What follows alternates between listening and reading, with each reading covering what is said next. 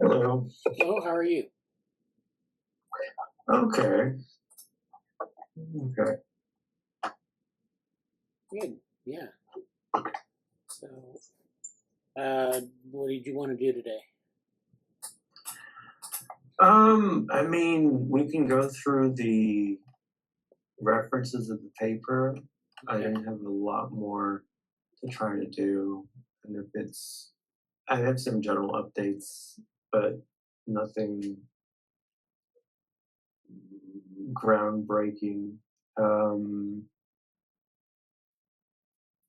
I've done some administrative work. I have a few things kind of in development for the Albany stuff is still ongoing. Nothing really to say there yet. I had a meeting with the Foresight Institute for one of their things, fellowships that I guess went well. I'm not entirely sure what to make of it, um, but I guess I'll hear back more in the next week or so. But I was encouraged also to go to one of their events, which is at least a positive thing. Um, and just some other um, uh, a lot of things are in motion, but nothing to really tangibly say at the time. So that's pretty much it. I might even be able to say more later this week or Saturday, but for the time being, Okay. Okay. I'm kind of in the midst of it. Yeah. So. Well, let's see. I don't know. Yeah, I don't know if anyone's going to show up. I mean, you want to talk about? We could just go through the references. Okay. I have this here. Let me get this different shape. So, like I know this is a whole we're not going to go to the whole book, obviously, but I haven't. If you want to say anything about, I know there's a bunch of references, so I don't know if you want to kind of just go through top to bottom or pick out anything or. Yeah. Why don't we go top to bottom, and maybe we can make some notes as to the ones you find interesting, the ones I think are interesting, and we could talk about some of these in depth. So yeah, Okay. the first one is Design for a Brain. So, I think it's from 60. Okay. Well, actually, it's first published. 52. Yeah. Okay. I don't think I've read this book. But I'll defer to you how you want to go through this or talk about it. Yeah, so this is a good book. It kind of sets up his work on, the stuff he did with like artificial intelligence. Mm. He built a artificial brain, sort of a self-regulating brain, a machine. And this is kind of like the first stab at it. So this is where it kind of talks about the kinds of things you need for an electronic brain or, you know. And so if you go through, I don't know if we can go to the table of contents. I can't really click on this too well, but I can just scroll up and down, it looks like. So, yeah. So the problem, this is, of course, the psychology of the time where, there's a lot of reflex arcs and genetic control restrictions on the concepts, consciousness, the problem. Then he talks about dynamic systems. So, you have different aspects of what will later, people refer to as dynamical systems methods that are kind of, something that he, so he definitely views the brain as a dynamical system. Then he talks about stability. So this is where you have feedback, goal seeking, stability in the whole.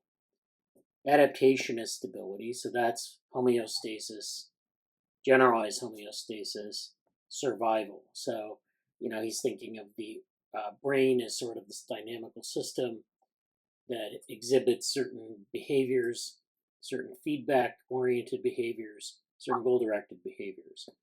Then he gets into like how do you build an artificial brain that's stable, that exhibits homeostasis or can adapt to have an adaptive stable state. And then you start getting into ultra stability, and then getting into this idea of the homeostat. So this is his idea for an artificial brain, is the homeostat, and he's kind of thinking about how to build it. And if you read through the homeostat, it's interesting. It's kind of like you could have written it today and it wouldn't seem out of place. If you're thinking about like AI and saying that AI is like we're going to build artificial brains from AI. A lot of this sort of the same kind of thinking, and I don't people don't cite it so much anymore, but it's very similar to what we're trying to do. And that I mean it serves kind of as the underpinnings of artificial life. It serves as some of the underpinnings of like intelligent systems. And you have this homeostat, which is this huge box that controls something. So it's basically a controller that has this sort of artificial brain inside. So it's like basically like a controller with an AI inside today. So I think it'd be kind of interesting for more people to like read this, especially in the AI community. And I don't know if they'd find it like dated or what, but it would definitely fit in with what people are trying to do today. So, yeah, and then he talks a lot about like the system itself and the system with local stabilities, temporary independence, and then he kind of brings in some more behaviorism, because at the time that was the predominant um, uh, paradigm of the era, which was behaviorism. So they didn't really talk about. He is not talking about cognition or cognitive science at all. He's talking about behaviorism, and that sort of a view. So a lot of reflex arcs, a lot of stuff on link between behavior and different types of physiological underpinnings, things like that. So yeah, this is really cool. I read this when I was in graduate school, so it's kind of like I didn't realize, I didn't realize that the cyberneticists at the time. I didn't realize the cyberneticists thought about this in this way. I didn't really know that much about cybernetics as I was learning, and this was like a really interesting find. It was one of my favorite cybernetic works when I was working on my research in graduate school. I don't know if you want to go through any part of it here or just kind of leave that as an overview, move on to the next thing. I think we can move on to the next thing. I mean, it's just kind of a short overview. That's out of the way. So next we had more Ashby. I don't know if we can find this very easily, but So one of the main papers for the Good Regulator theorem is the Conant and Ashby 1969 paper. And so and so this is like Ashby's 1969 paper, where he kind of lays out some of the precursors for that paper, if that makes sense. Yeah, I don't know if you're going to be able to find it very easily. So, but basically it gives, like, it's kind of like the methods of the Conant and Ashby paper. So Conant and R.C. Conant and W.R. Ashby, they worked on some precursors to that Good Regulator theorem paper, and a lot of it has to do with like information theory and some other things that are, that are precursors to that. So that's why those are in there. Okay. Yeah. Let's go through these here. There's Roger Conant writing on W. Ross Ashby. So he's got a very psychoanalyst sweater on. Looks like he's ready to psychoanalyze you right there. You can just feel like the old style printing of the type and everything. Yeah, straight from the book. Yeah, when we were when I was a graduate student, we still had course packs, and we used to they would copy things out of a journal, and that's what that would look like.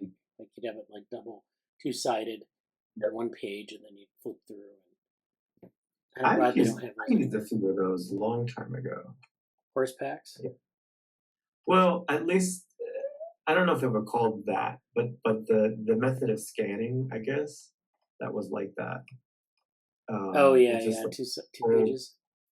old Yeah, books in an old library, and just trying to, yeah. Um, okay. I mean, I feel a little. I'm happy to kind of just go through these things. But I don't know if that's what you had in mind. It's kind of like, well, yeah, we don't have to go to every one, but I think probably just the ones that look really interesting. Make notes about hmm, uh,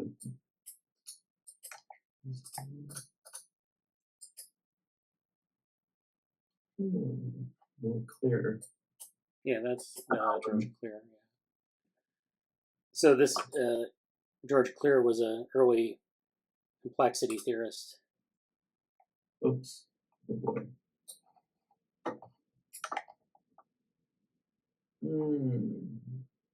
I guess that's, well, the start of it, but the whole thing. You know, accept all cookies. I think. Actually, you don't have access to it anyway. So. Yeah, but this is the one, I think. Yeah, what is organization? Yeah. Hmm. We could bump up the font size and read what he says about organization. There you go. Kind of awkward, but yeah. Ooh. I don't know if you can read that very well, but I'll do. Basically, the start. Yeah, I'll just read a little bit of this. Yeah. Questions and principles are sometimes regarded as too unpractical to be important, but maybe I can even do this. Oh, it kind of works. So this out. But I suggest that this is certainly not the case in our subject. The range of phenomena that we have to deal with is so broad that were it able to be dealt with wholly at the technological or practical level, we would be defeated by the sheer quantity and complexity of it. The total range can be handled only piecemeal. Among the pieces are these homomorphisms of the complex whole we call abstract theory or general principles. They alone give the bird's eye view that enable us to move about the vast field without losing our bearings. I propose then to attempt such a bird's eye survey. That's what the principles are. So, what is organization? At the heart of our work lies the fundamental concept of organization. What do we mean?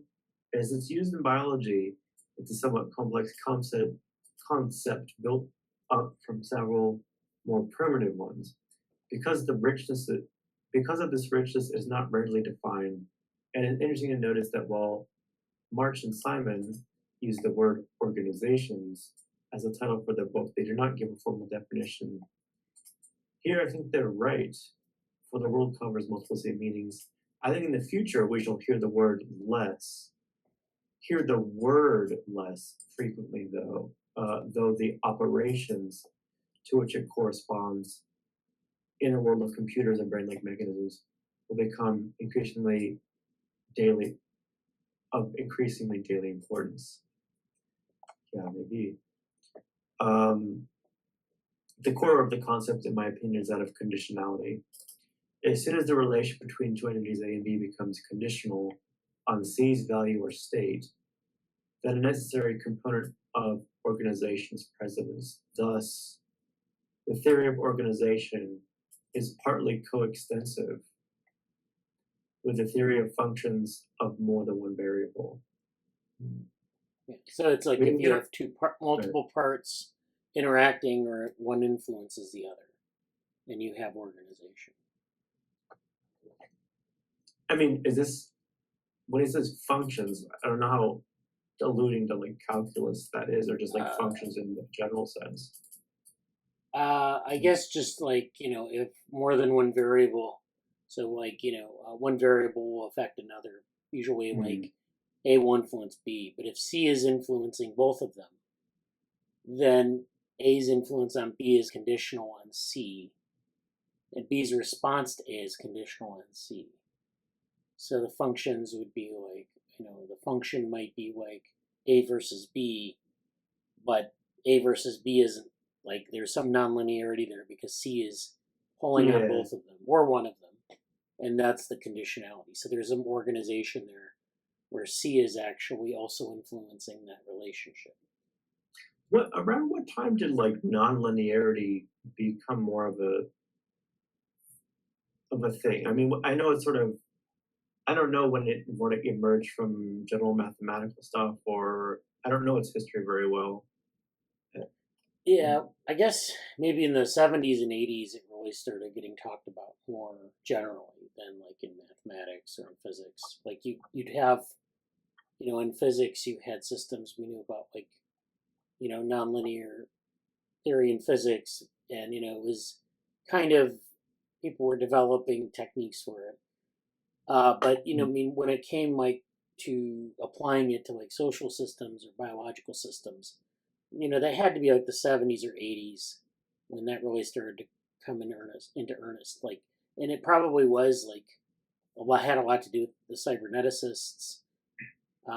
It had a lot to do with some other people who were thinking about the same problems, and kind of thinking about all systems, physical systems, social systems, biological systems, as like governed by these principles that were, um, what we think of now as kind of complexity theory. Mm-hmm. So yeah, I mean, I think that's probably the origins of it.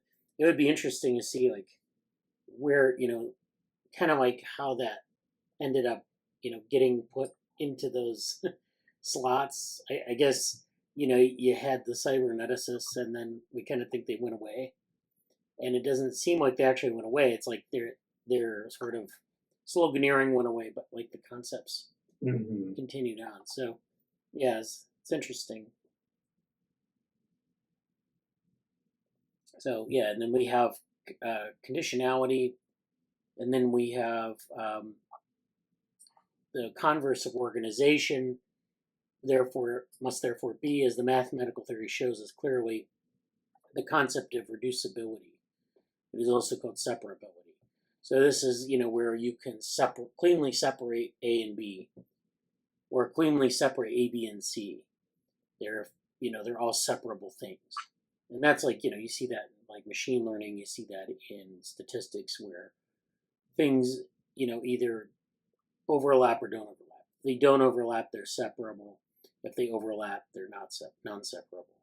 And so this is, of course, related to reducibility, because if things are separable, it's easy to reduce, something to a specific cause and ignore everything else. So if B exists in its own sort of sphere of influence, A exists and C exists in their own sphere of influence, then B, you can reduce your analysis down to B, and you can find, some causal relationship. If, however, A, B, and C all overlap, and part of that is like C having an effect on A, and A having an effect on B, and so forth, then you can't really reduce it because you're getting rid of those interactions, or at least you're not being honest about the existence of interactions with other things. So that's kind of what he's talking about. And so he talks about conditionality, reducibility, and then let's see, and of course that has to do with actually it has to do with separability, and then. Do you want to continue from here, or do you want well, okay, I think we're down here, right? Okay, so then.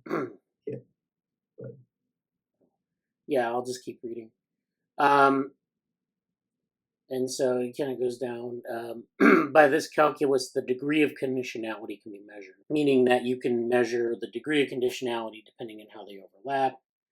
He talks about the analysis of variance, which is, of course, a statistical method.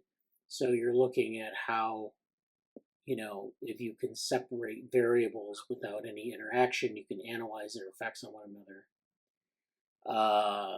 So he's making connections with statistics, with complexity theory, I guess, with philosophy of science. It seems to me that Justice Fisher's conception of the analysis of variance threw a floodlight on the complex relations that may exist between variations on a metric. So analysis of variance is like ANOVA and related techniques. So if you've heard of that, and that's basically where you take relationships between two variables and you test them for their significance, statistical significance, and there's a whole bunch of stuff about talking about variables and how they serve as metrics and what they're actually measuring. There's a whole bit of work on that as well. And so then he kind of goes from there and talks about uncertainty analysis. McGill and Garner's conception of uncertainty analysis may give us an altogether better understanding of how to treat complexities of relation when the variables are non-metric. And so this is important to psychology and biology because you have measurements that aren't really don't exist in a metric space. You have things that you have constructs that you build that are not like temperature or something that exists in a metric space or something that has a relationship with minimum and maximum. It's just kind of like you're putting together different measures and you're kind of measuring them. So yeah, that's what he's getting at with that. Doubtless they will also occur commonly in the brain-like processes developing in computers.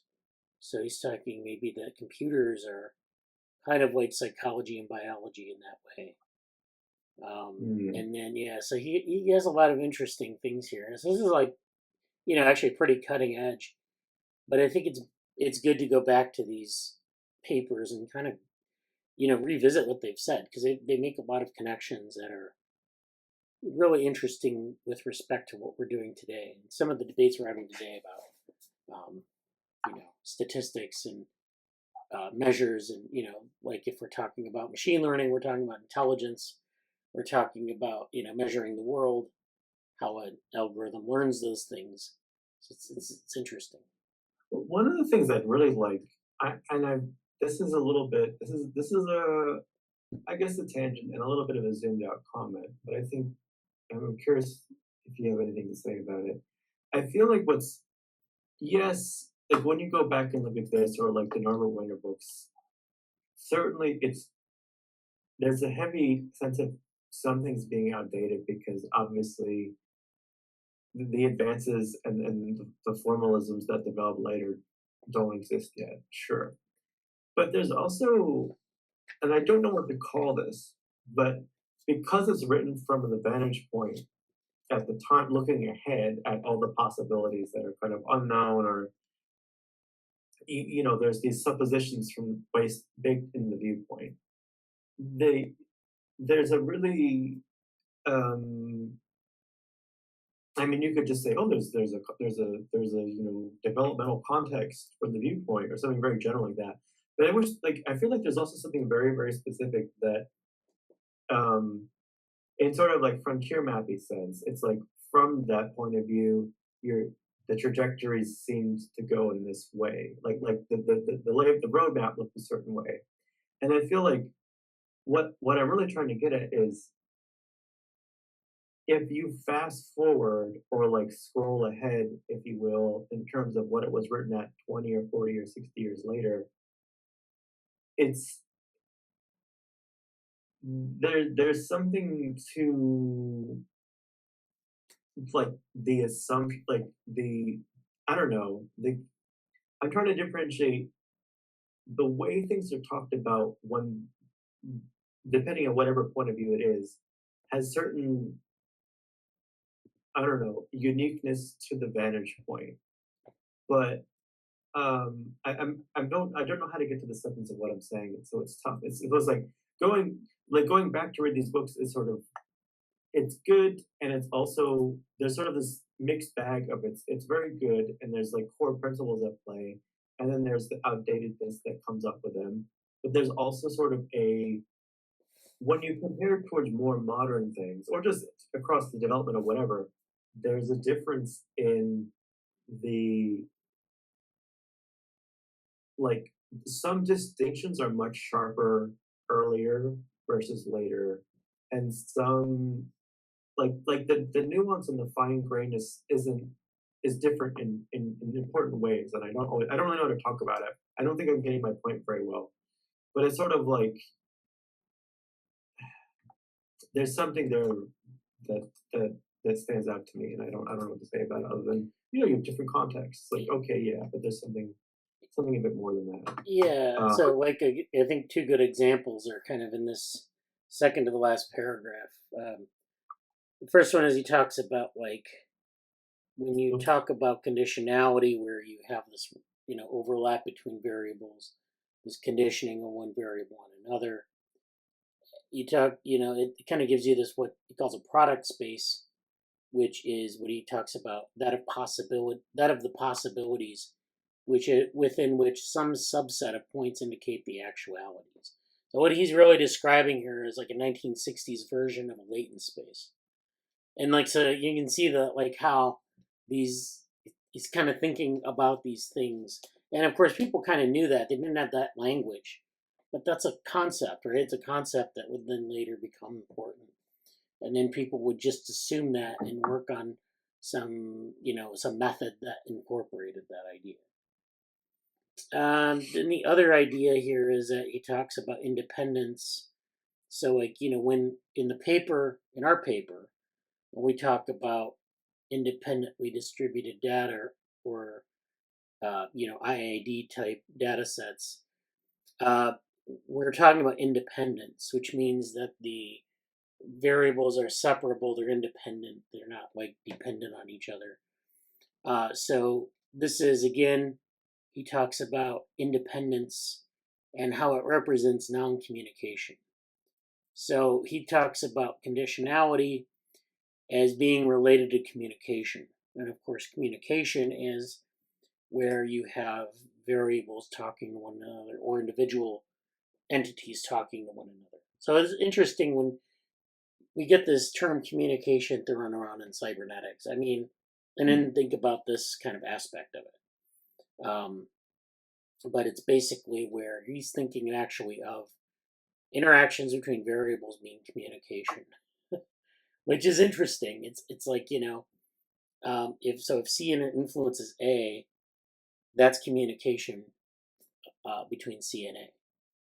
If they're independent, if they're separable, they have no effect on one another, then they're not communicating. It's a really interesting take on it. But There's something between that, and I don't know how to bridge it, between that and like the Norbert Wiener stuff about alternatives and like communication and alternatives. Like there's this is another sort of a side remark, but I there's some, it might just be some kind of an essay or not like a preprint paper, but there's something about the alternative statement that I'm finding, like I keep coming back to that, and I don't really know if that fits with, to go back to our paper. Like I don't know if it really needs to tie into this part of it, which is just fine. I don't need it to. yeah, But the bit about, I think the quote's basically something like, the transmission of information is impossible save for as a transmission of, or transmission of, or transmission through alternatives.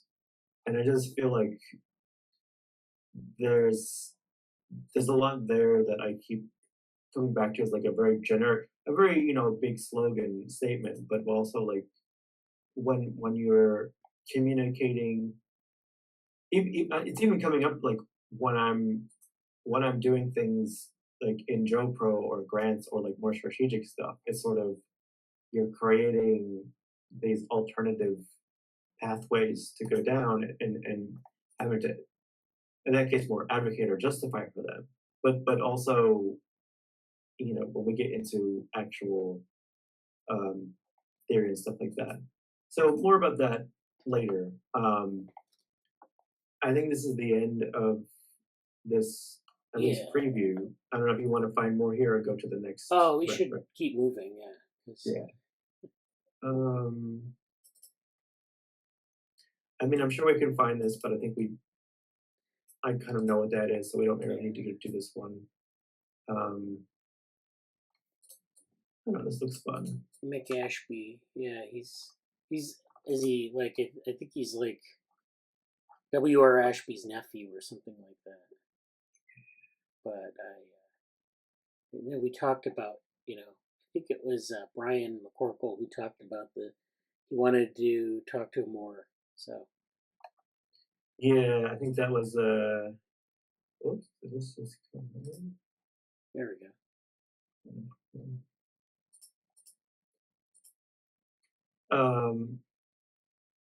Yeah, I'll read the abstract at least. So the problems with observers and inventors of model-centric paradigms, abstract observers. So since 1974, when von Forster made the distinction between the cybernetics of observed systems as first order, 1OC, and the cybernetics of observing systems, the second order, cybernetics has been dominated by this observer-centric paradigm that he claimed cannot be extended meaningfully to a third order. Rather than attempting to extend the paradigm, we derive an alternative model-centric paradigm from the first principle of regulation that naturally extends to three orders. Excuse me. Where the third order is ethical regulation. We consider the type of regulation this requires a third model and a third observer.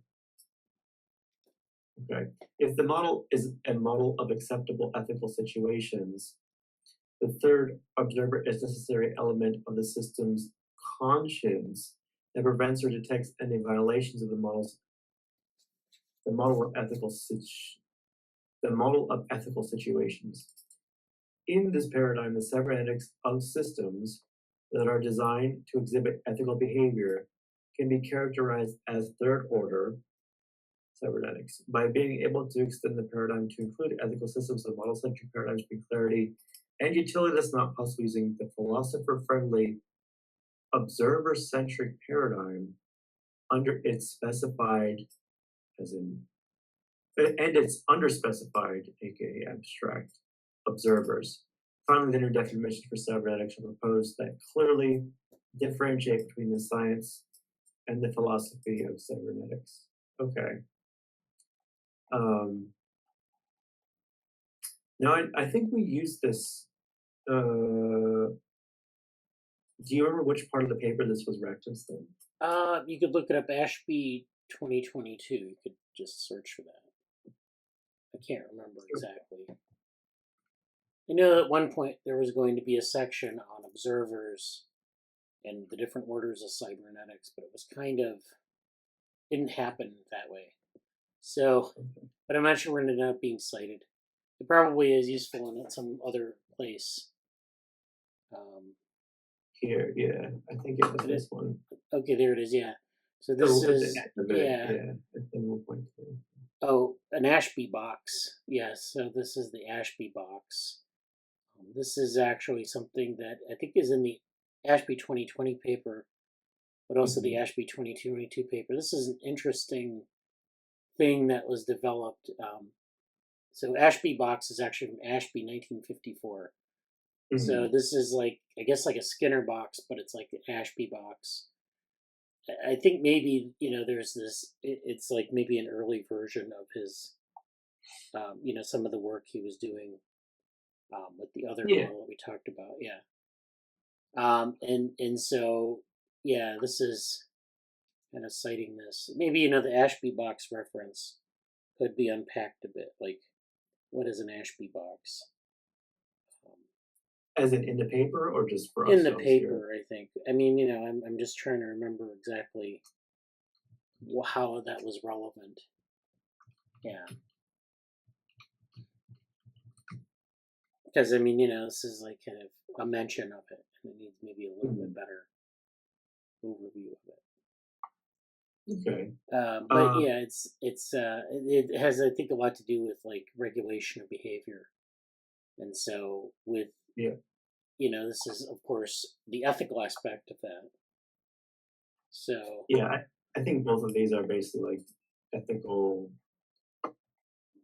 This title is not called ethical, but like the third, basically getting the problems with this and why model centric, aka to be ethical, to be third order in this sense.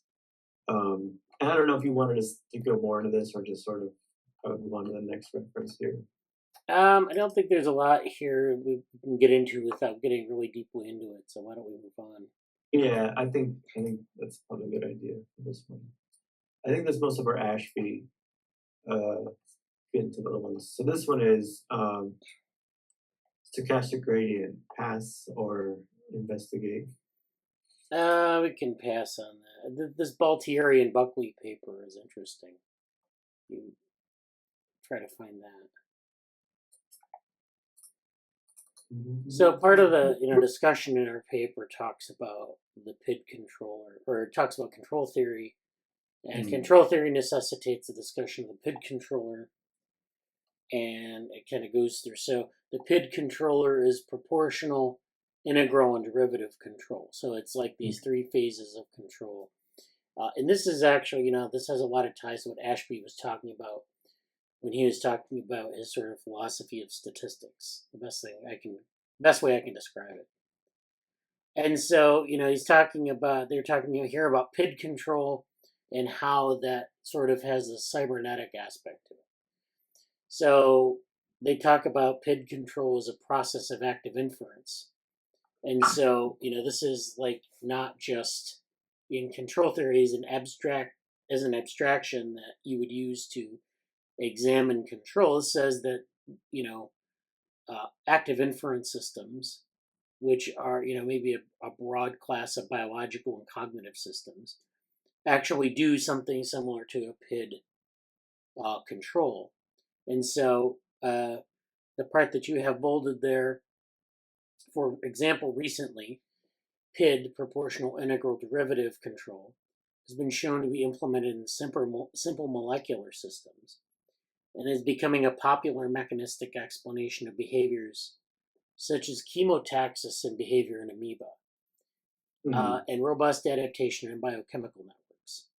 So, people are using the PID model to explain these kind of behaviors. And behind the PID model, you basically have this feedback. So you have, a measure of the proportional aspect. There's an integral aspect and then a derivative aspect. So there's some calculus going on, or some like operations on a curve that basically the system is performing. So when we talk about, I know we've talked about like non-neuronal cognition, and we talked about Levin's TAME framework. Another theme, and this has been brewing in computational biology and biophysics for a while, but using like looking at behaviors of cells, looking at behaviors of biochemical networks, and saying that they're doing some sort of mathematical processing, or they're doing some sort of like decision making that's based on like a mathematical model. So, there are all sorts of simple things that organisms do. During chemotaxis, a bacteria is moving along a chemical gradient and it's trying to find the strongest part of the gradient. So it's like moving towards the source. And so it kind of samples its local environment. It kind of figures out what the signal is. And it's exploring, and it's kind of moving. As it's moving around, it's sampling its environment, finding the greatest concentration of the chemical. And then it's integrating that information so that it has a kind of a map of that chemical, the distribution of the chemical, and its strength. And then they kind of, you can get a derivative that gives you a path forward. And so, all of that is done kind of kind of as a sensory processing thing. And so this is what this paper is about. It's kind of linking control theory, classic cybernetics, because remember, this is an argument that people were making in cybernetics, and behavior, biological behavior, behavior of biochemical networks and single cell organisms. Do you want to go any further into this here or next one? Next one. Yeah, this has a lot of active inference in it too, so it might be worth revisiting. Yeah. Stitching, model stitching, or this one? No. We'll keep going. Debate the one? No. I mean, we can talk about that later, but that's something maybe to explore in one of the, we do these arcs of books in Cybernetics reading group. So yeah, we might just save that for a future. I think that makes. I know Amanda expressed interest in it. Yeah, oh yeah, that is right. That is the base one. Yeah, it's okay.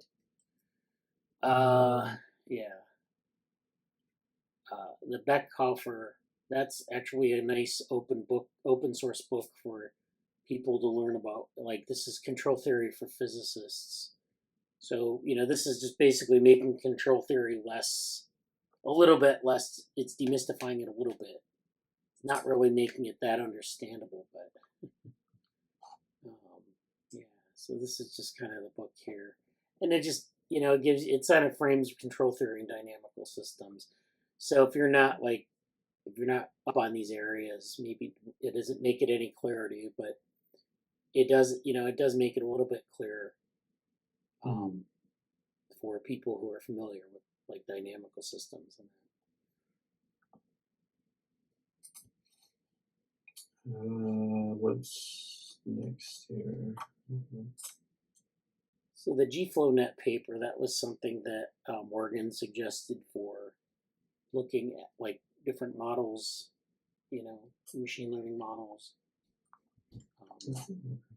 This is something that we cite. We talk about this as kind of like one of the relevant, I guess, machine learning models. And this is actually something that has connections to active learning and maybe, some of these more things that could be characterized by dynamical systems. So.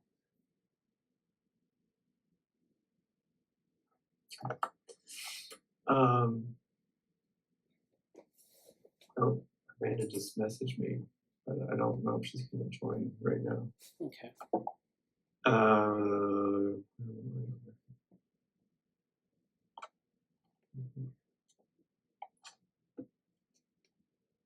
No, Amanda said she won't be able to join, so it's okay.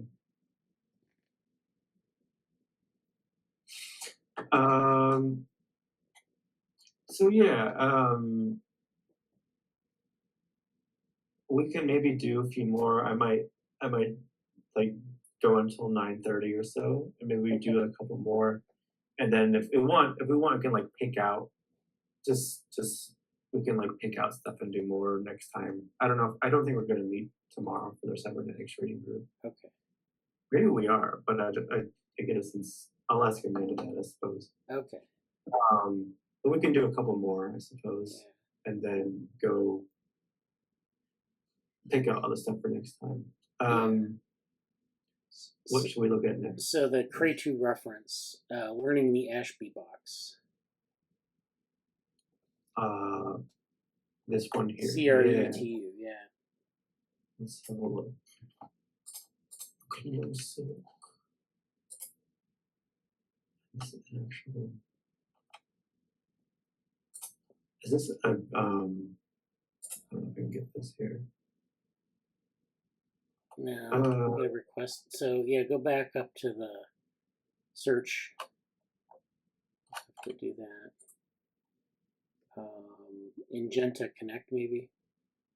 I don't know if that has it. Okay, the abstract. That's probably good enough.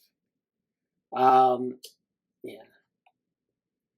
So this is W. Ross Ashby's elemental non-trivial machine, known in the cybernetics literature as the Ashby Box. It has been described as a prototypical example of a black box system. So, as far as it can be ascertained from Ashby's journal, the intended purpose of this device may be to exemplify the environment where an artificial brain may operate. So this is like, I guess it's probably like, you know, if we put a model in the world, or if we put a model in, like, it's like a Skinner box. We put it in a controlled environment. What is it going to? How is it going to operate? This paper describes the construction of an elementary observer controller for the class of systems exemplified by the Ashby box. Variable structured black box systems of parallel input. So this is a lot like the homeostat. And I think, maybe there's overlap between them, but it's more or less the same thing. Starting from a formalization of the second order assumptions implicit in the design of the Ashby box, it means there's an observer in a system. The observer controller system is synthesized from the ground up in a strictly system theoretic setting, without recourse to disciplinary metaphors or current theories of learning and cognition, based mainly on guidance from Heinz von Forster's theory of self-organizing systems and W. Ross Ashby's own insights into adaptive systems. So that's interesting. If we just ignore all learning and cognition, we can build a model of the brain. It's great. Great time. Achieving and maintaining control of the Ashby box requires a non-trivial observer system able to use the results of its interactions with the non-trivial machine to autonomously construct, deconstruct, and reconstruct its own function. So this is actually with relevance to the diffusion models that we talk about also in the paper. So I think that's an interesting, but this is usually the kind of thing that we're dealing with when we deal with separating signal from noise. So usually we try to, we put in a noisy signal, we try to separate the noise from the signal, or sometimes we try to reconstruct the signal, we try to find like an archetypical signal. We have a noisy channel, noisy communication channel. And then using that template of the signal, we try to reconstruct the signal from the noise. So it's very much like, Shannon information and some of that sort of, some of those sorts of approaches. So it's interesting that that they describe it in this way. It's not focusing on doing a lot of cognitive stuff. It's not focusing necessarily on doing learning. It's just kind of building it's building a model of its own function. And sometimes the observer can't see the function because it's a black box. So the system is just doing something. And, this is, if you go back to that paper, that Conrad Cording and colleagues wrote about can a neuroscientist understand a microprocessor, where they because it's a human invention, a microprocessor is known in terms of its design and what it does. But if a neuroscientist with no knowledge of how to build a microprocessor looked at a microprocessor and used the tools of neuroscience, could they sort of accurately predict what the microprocessor does? So that's kind of what an Ashby box is, essentially. It's like you're trying to reconstruct some system, what it's doing with noise, because we don't know a lot of what the microprocessor or the brain is doing in that case. And, is that something we can do? So I think it's a really interesting kind of model. Yeah. I feel like I know a bit more, but I don't know if this is between this and also like even just like going back to some of like this older book, I think might be something worth doing for me.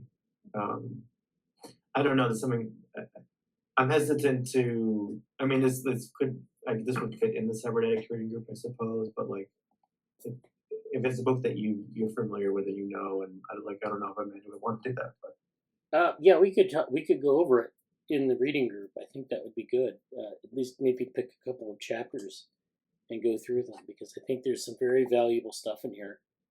Thinking about, it's interesting. They say that there's very little theory in neuroscience. And part of that is because maybe neuroscientists don't want to think that they have a theory, that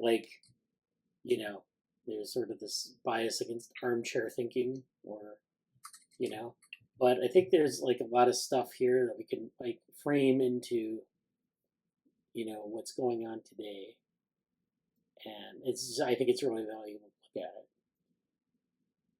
it, especially considering that we have other perspectives in cybernetics, and we have the benefit of looking at it today instead of back when it was written.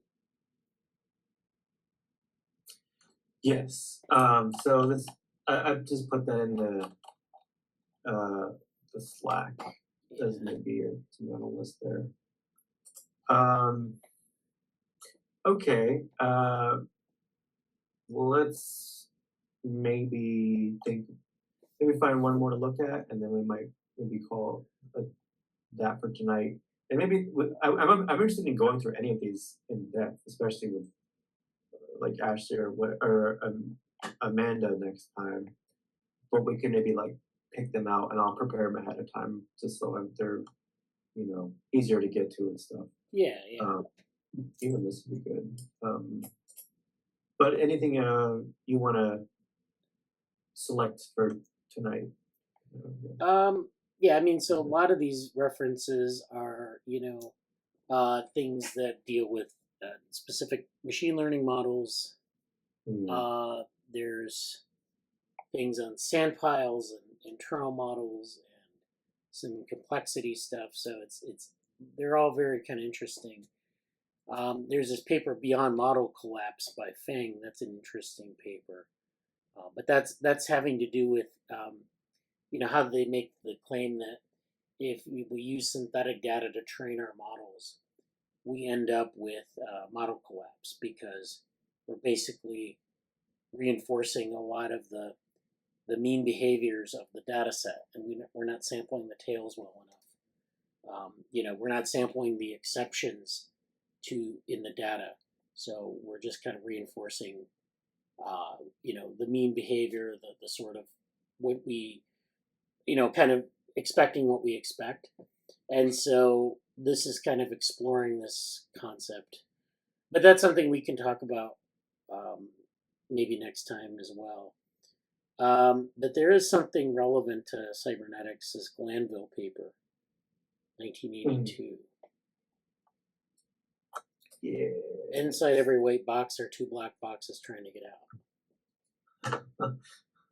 It's a nice title. Okay, so this is the abstract here. Actually, I think you can get the PDF. I think so too. I think I saw it somewhere before. Oh, there's a Ranulph Glanville site. Is this it, or is this not? Yeah, that's black boxes. You can go back. I think you had it up. This one. Yeah, that one. That's it. At least part of it. So, okay. Ranulph Glanville. So, what do I read the abstract? So the nature of the blackness of a black box. So, essentially in cybernetics, when we say black box, what we mean is that it's not observable. So, we kind of use the word black box kind of thinking about like a random process or a stochastic process. What they mean by black box, though, is that you basically simply can't see inside. It's black, you can't see through it. That means that, like in cybernetics, you have these metaphors of different colored boxes. The black box, of course, is a process you can't observe, so it's like a stochastic process. I can't know what the process looks like. I can only know what the output is. The output then is, sort of random. It looks random, but I don't know what generated that process. So the nature of the blackness of a black box, when an observer does not know what is going on inside the black box, and its whiteness. So you have a black box and you have a white box. So a white box is when an observer believes that he knows what is going on inside the black box. So you have these two observational states. The black box being the box that you cannot see inside, and you have to guess what that process is. That's where you could say, what is going on inside the brain. We don't. I mean, we kind of know, but what's creating changes in the weather? Is it a little demon in the box, or is it like some geophysical process? So yeah. And then whiteness, when an observer believes that he knows what's going on inside the black box, meaning that a white box isn't that it's transparent. It's just that the observer kind of knows what the process is. So if you think about the brain, the black box is where, maybe we don't know anything about what's creating like a memory, right?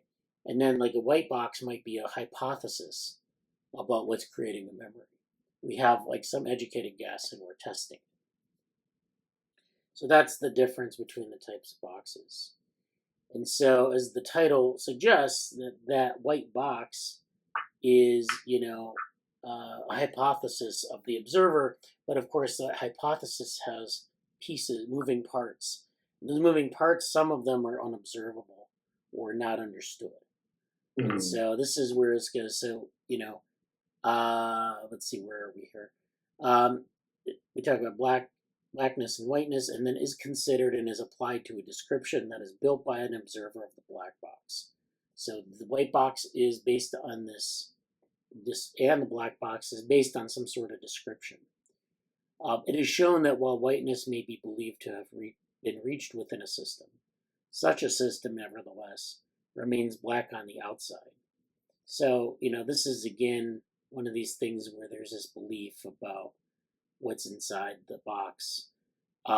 This understanding is considered because it sheds light not only on black boxes and knowledge, but on certain very basic cybernetic and broad psychological concepts. So if we go down into the paper, there's this piece here. In order to understand this claim, we should look not only at what black and white boxes are, but also at why they were invented. Their inventor was reported by Wiener to have been the Scottish physicist James Clerk Maxwell, who called them into being much the same way as his celebrated demon, in order that he could justify the building of functioning descriptions, in his case, equations. So, again, the white box is a hypothesis, or in James Clerk Maxwell's case, it allowed him to formulate equations. The equations work pretty well, but they have to be based on some principles that are, this is what I think is going on. So, when you build a mathematical model, for example, you usually use pretty good educated guesses, measurements. But sometimes when you build a model, they're like a variable doesn't necessarily translate into control. Sometimes that variable has things within it. Or like we talked about with Ashby, there are things that are affecting it. So you have to reformulate the equations to account for the things affecting it. Sometimes you'll see in a paper they'll have like an equation. It's a short equation with two variables predicting the third, and then the two variables are broken down. It's like beta means this, alpha means this, and it has more variables. And you just keep breaking it down like that. Can you observe all of them? Maybe not. Maybe you have to assume a constant. Maybe you have to have like a stochastic process and just assume that that's what's inside the box. So that's what he's getting at here. Thus, a black box gives us a concept that allows us to handle what is, in effect, an unknown world. It is the statement of ignorance, of our ability to overcome and cope with ignorance, and thus is a primitive of learning and hence science. So, this is like basically when we don't know anything, we have to sort of build these black boxes. We learn more about the system, we build these white boxes. And then when we build the white boxes, we look inside there and we see that there are more black boxes, and we repeat the process. So that's what he's getting at in this paper. I think it's interesting, not just from like a cybernetics aspect, because cybernetics, we draw the boxes and arrows and think about like regulation, but really, your variables maybe are the key to regulation as well.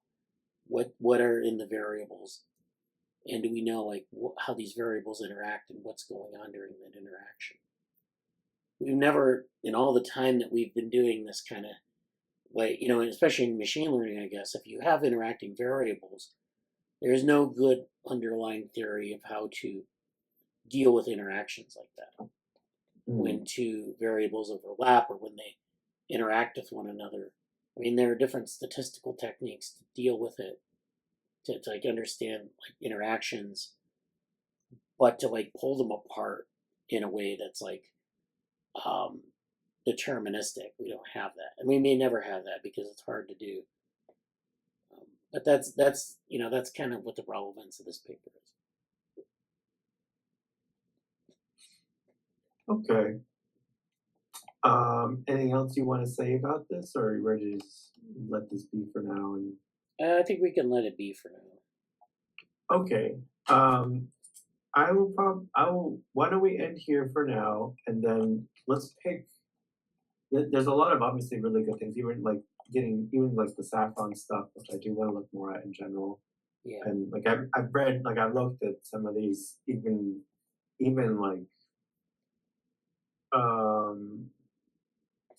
I've read part of this paper, I guess 3 years ago or more, when it first came out. Or even when Saffron was talking about it a while ago. So like, let's I mean, if we can do it, we can pick some things out. Now, is there anything like that you definitely want to at least? It doesn't be a full deep dive, but is there anything you definitely want to like, even just highlight as, oh, definitely this ahead? I think we're in the G's right about now. Yeah, so. why don't you put a marker where we stopped? Well, we can stop at Glanville. Yeah. Yeah. So let's put a marker there. But we should also, kind of back up a little bit, or if we want to do some more philosophical stuff when Amanda's here, go through those. And then we'll continue. Yeah. So that's where we stopped. And I don't know. I'll ask Amanda if she wants to find me too. But yeah. There's stuff like dream to control is interesting. There's of course the world models paper. We have Eric Cole's paper on when the map is better than the territory. That's actually pretty good in terms of thinking about like, how people say that there's the difference between the map and the territory being the real world, the map being the model. And we in the Good Regulator theorem, the idea is that the map should correspond with the territory pretty closely, and when it doesn't, you don't have good regulation. Sometimes the map is better than what we can observe, and that's a problem too. That's kind of like an inverse problem of good regulation. It's bad regulation, but it's only because our map is actually better than the territory. We can't really verify things in the real world. So, but we can go into that paper as well. I think that's good to look at. Okay. Any other quick things to highlight? No. Well, there might be some interesting paper. We did. Oh, we did do that book. Yeah. We'll go down a little more. Yeah. Okay. I'll mention this to Amanda and pick up there next time. Okay. I don't think we're meeting tomorrow for the other reading group, but I'll check that too. Okay. Well, we'll try to meet maybe next week then, if we don't meet tomorrow, and continue. I may be available. I'll just see if I'll check with Amanda. Yeah, we'll talk there. Okay. Hey, this was really good for today though, and I appreciate you kind of even just going high level over this stuff has been nice. So I'll pick that up next time. And is there anything Friday? We don't have any like Friday particular meetings. No, we don't. Not this Friday. I think I spoke briefly with Morgan last week, which was unexpected but still good. Yeah. There may be a few things. I may put some things in the chat about that, but for now, that's it. And I'll say good night and thank you for everything, and talk to you next time. All right, see you next time. Thanks.